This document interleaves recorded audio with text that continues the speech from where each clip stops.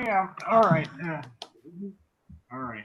Probably need to adjust my screen a little so then people can see me a little better. Or yeah, yeah, we'll figure this out. All right. Yeah. Lean on the hat rack. Oh, yeah. We might as well start off with a shout out to Amiela Danielle Flautist.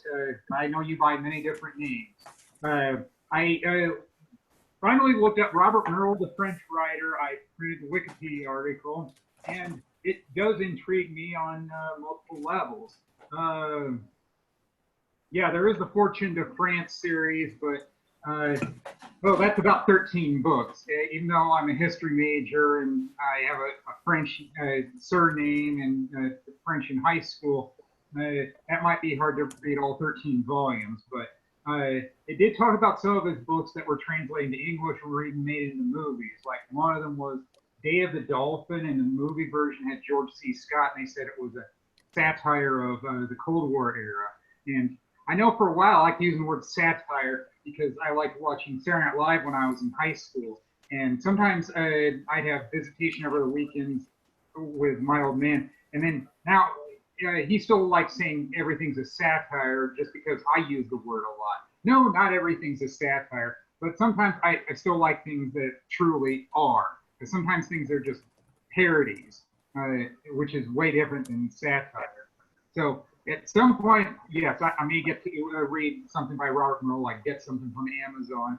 I know that when it says the Fortune de France series was a lot about the 15 and 1600s, I guess I would like to see the French perspective on the religious Reformation because that's why my ancestors left France. They were Huguenots. They weren't welcome in France because it's a Catholic country.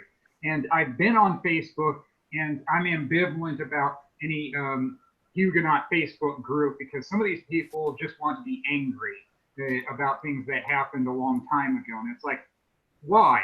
Am I supposed to hate Catholics because of what happened centuries ago? No, I have friends in college that are Catholic. But some people are looking for any reason to be angry about anything when they read the history books. And I just want to understand what happened, not have a reason to be angry at people.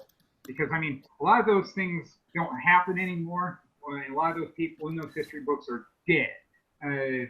But some people just seem to forget that. So there we go. Got to do that part about history.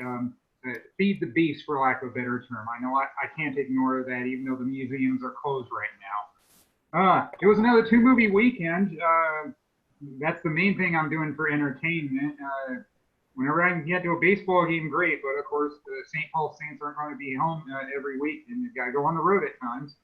So another Redbox rental. I know. I like a music movie, and it is one.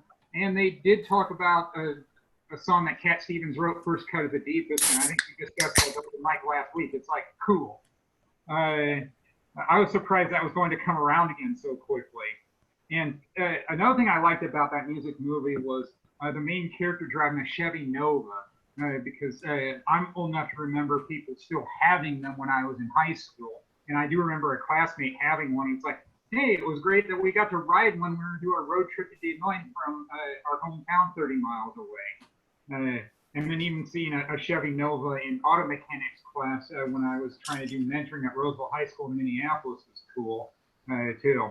Yeah, that was one of the movies. The other was Remember the Titans. I do like sports movies, and yes, I'm aware that based on a true story usually means some scenes and characters were invented for dramatic effect. And sometimes you can usually tell what scenes and characters were.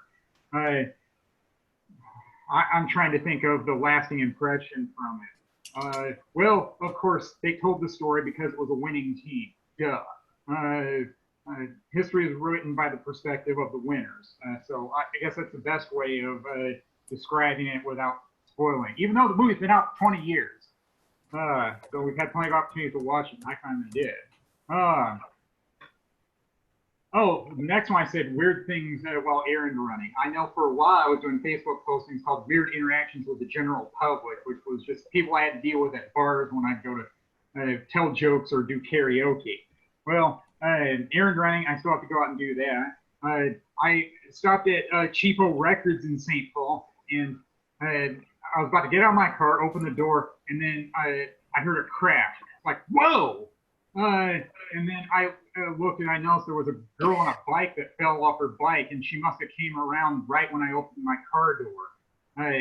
And I didn't say anything other than whoa, and she didn't say anything at all. She just got back on her bike and rode away. It's like, oh, okay, I guess that could have been worse. I guess she wasn't hurt that bad or at all, but it was just plain weird. And I went inside the music store and I tried to go on without being fazed by it. And it's like, well, I guess since nobody was hurt, then didn't even see a dent on my car. So yeah, it was a little easier to put it behind me then. But wow. And then at the grocery store, I saw weird things there too. I know that it's hard to hear people when you have to wear a mask and people are trying to talk to you. And somebody said, "Are you in line, sir?" Because of course sometimes it's hard to tell when there's a long line to go through the checkout line at Aldi, and it's like, and I said no. He didn't hear me, so he asked me again. No, I am not in line. I don't like having to enunciate with people, but when I have to, I will.